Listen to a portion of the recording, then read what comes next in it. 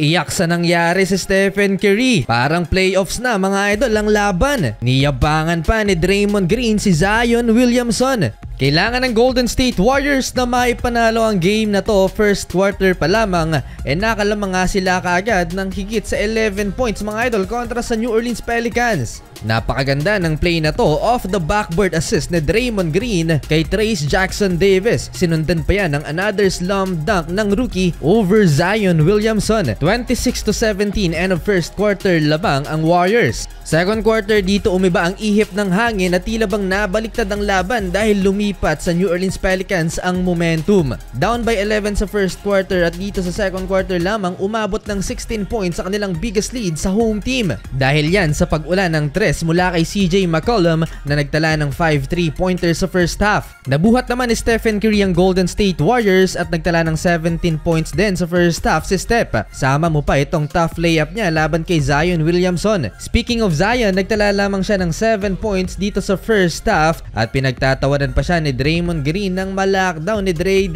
Natawa na lang din sa kanya si Zion. To end the first half, napakaganda pa ng sequence na ginawa dito ng Golden State Warriors. Touchdown pass mula kay Draymond Green to Chris Paul at extra pass to Stephen Curry. 62-48 lamang mga idol ang Pelicans.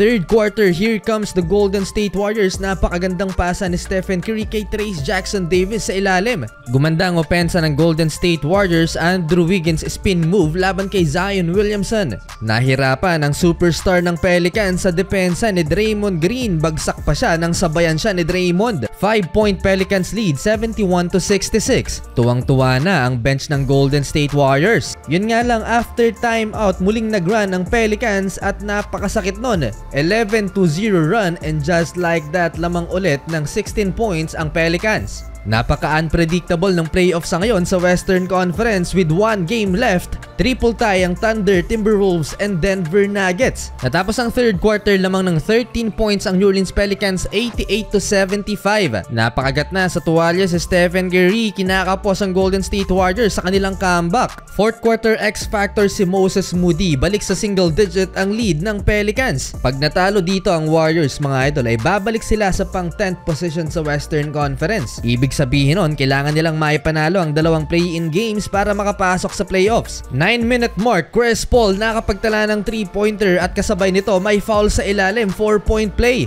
Biglang nag-shift mga idol sa Warriors ang momentum at dinagdagan pa yan ng 3-pointer naman ni Klay Thompson. 3-point game, 92-89. Parang playoffs na mga idol ang laban. Zion Williamson and 1. Stephen Curry hits the big time 3-pointer pero may sagot na naman si Zion Williamson. Roller coaster ang emosyon sa arena na para bang pinapaasa lang itong Warriors. Grabe yung duelo ni Stephen Curry and Zion Williamson sa litan ng pagpuntos mga idol down the stretch. Nakaiwas naman sa potential injury si Stephen Curry na tapilok mga idol. 10 straight points for Stephen Curry at sa last 2 minutes, 2-possession game na lang ang lamang ng Pelicans. Buhat malala si Stephen Curry pang finals na effort mga idol.